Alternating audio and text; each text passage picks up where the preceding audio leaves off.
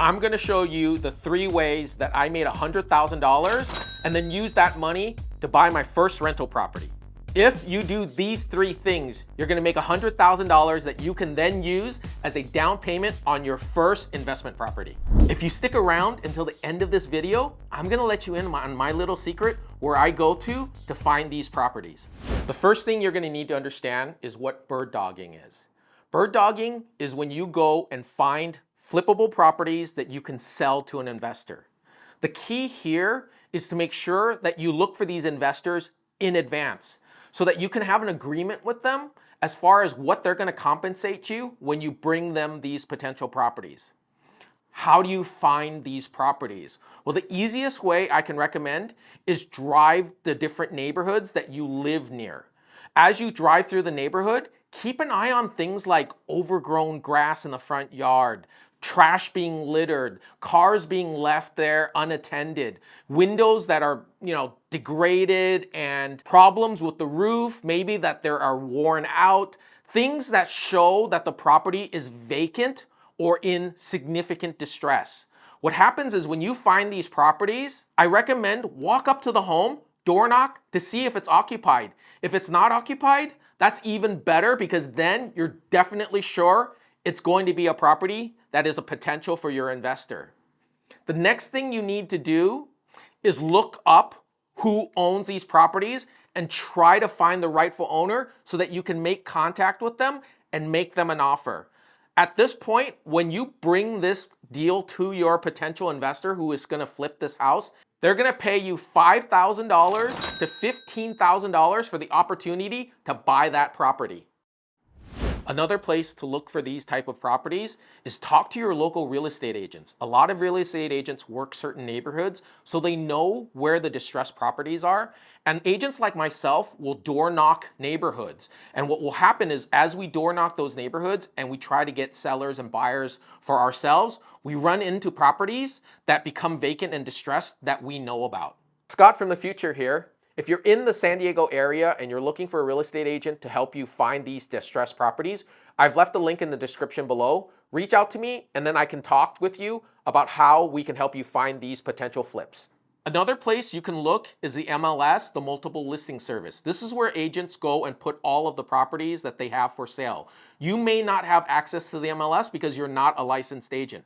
However, you can go to resources like Redfin or Zillow to find these same properties. What you're looking for is properties where the photos are really bad shape, the homes look neglected in the pictures, things that just don't look right, properties that have been sitting on the market for like 6 months or more because they can't sell it because it's too distressed.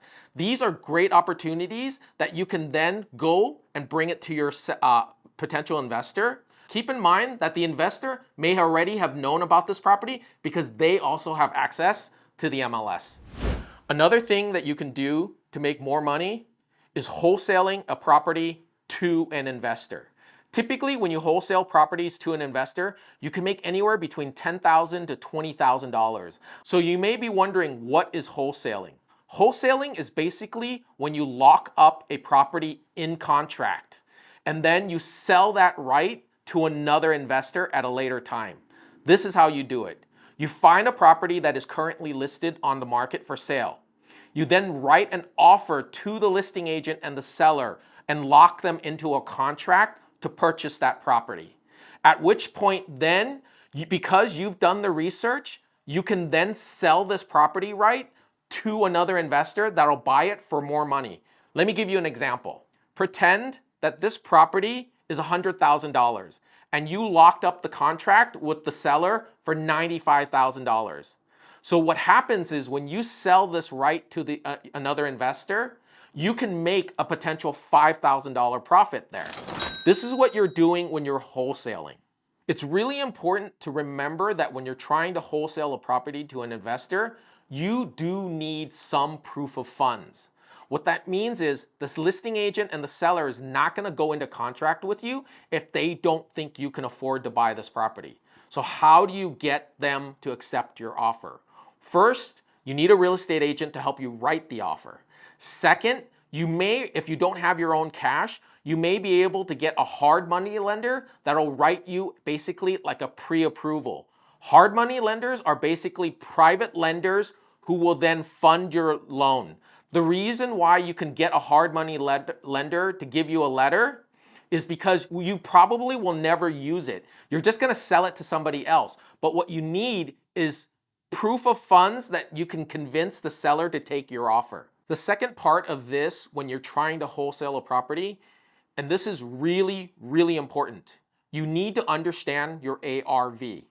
ARV stands for after repaired value, which basically means after you sell it to your flipper, they're going to make the modifications, they're going to make the upgrades, they're going to make improvements to the house.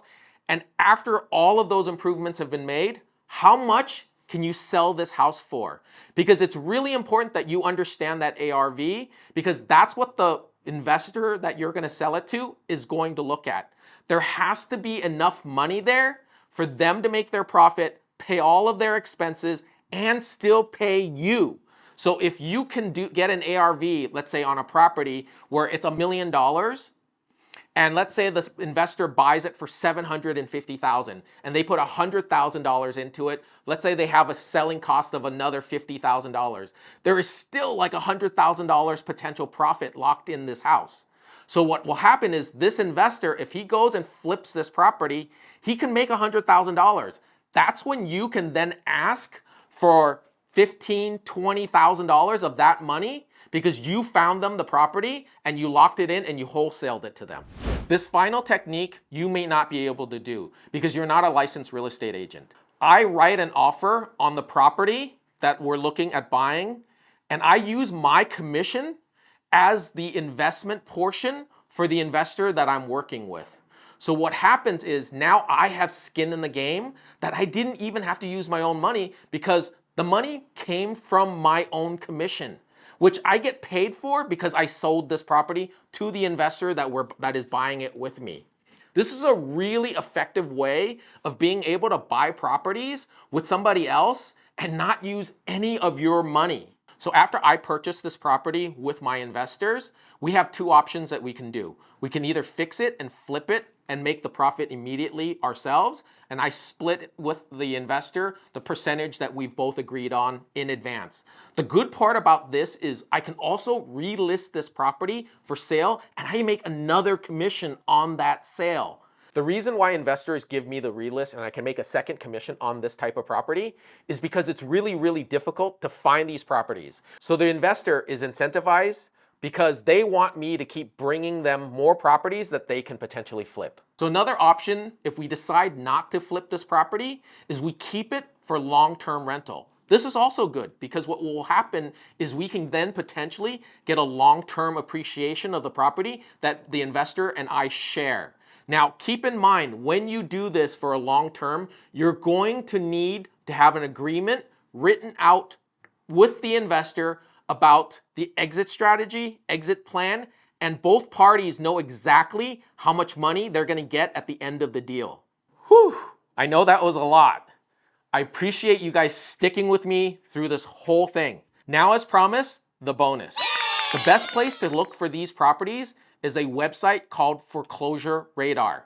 It's a paid website, but what it does is it lets you know the properties that are about to go into foreclosure. Before you go to that website, you're gonna go to it anyway, so I've left an affiliate link below.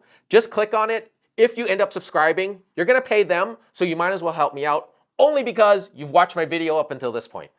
You can search properties based on price point, defaults, any criteria that may be able to help you find these distressed properties. You can then go out to the property, talk to the owners, try to figure out if you can make a deal work between you and them. Chances are the owner is probably still in the property, but it's okay because they're under distress and you might be able to work out a deal that they are happy with and you can bring to your investor. This website is different from the MLS, Redfin, or Zillow because those websites don't give you foreclosure information. They don't tell you when a property is going to go into default. They don't tell you when the property is going to be sold in auction. Foreclosure Radar will tell you that before the property actually goes up for sale. It's kind of like getting a crystal ball on properties that are going to go ugly soon. Let me know if you or anyone you know that have done this and had success or failure. Leave them in the comments below. I'd love to hear your stories. Or is there anything that I completely forgot and left out? And lastly, I'm not going to leave you hanging. So if you're interested in getting started and you just don't know where to begin, I've left a link in the description below. You can reach out to me and I can answer any questions you have. Thanks again for watching.